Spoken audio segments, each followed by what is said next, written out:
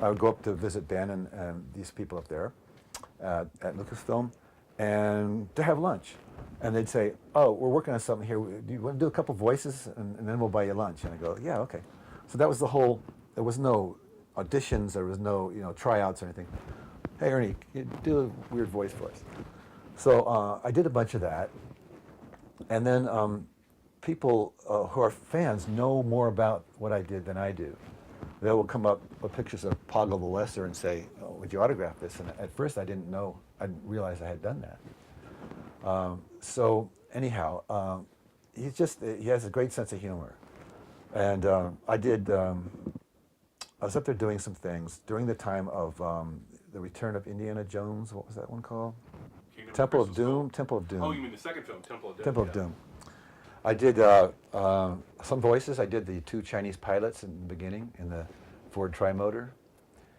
And that was after auditioning, I think he said 150 people who spoke Chinese. And I just walked in for lunch that day, and he said, "Why don't you try it? Here's the phonetic thing." And some other characters, and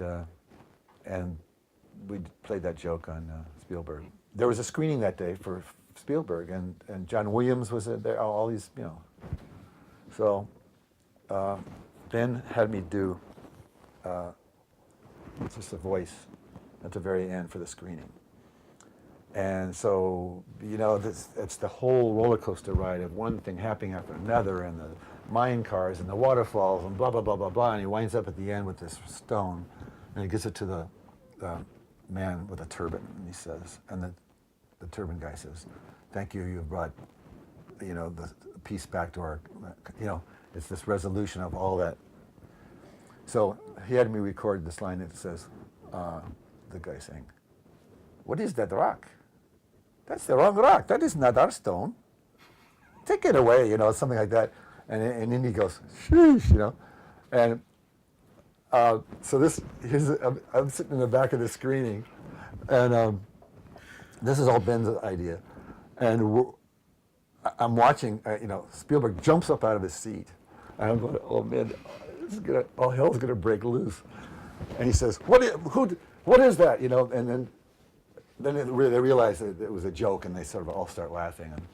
And John Williams looks at me and he goes like this, like, "You did this." So I had that sort of reputation.